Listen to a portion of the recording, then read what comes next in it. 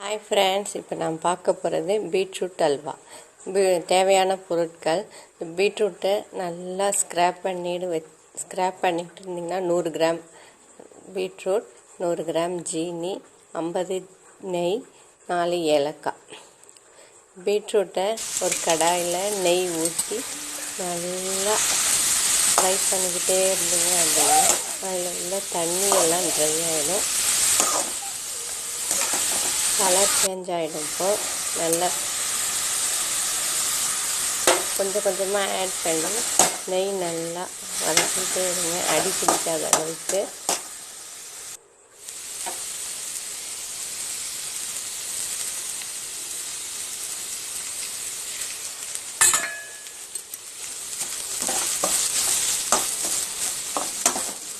Colour change ஆகிட்டே வருது.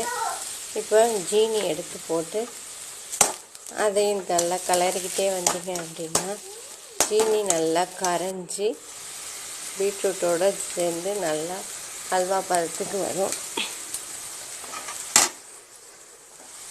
அப்போது தேவையான ஏலக்காவை போட்டு நசுக்கி போட்டு கார்னிஷ் பண்ணிங்கன்னா பீட்ரூட் அல்வா ரெடி. இப்போ அல்வா பதத்துக்கு வந்துடுச்சு.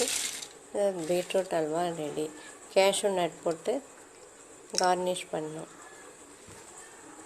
அல்வா ரெடி. Thank you for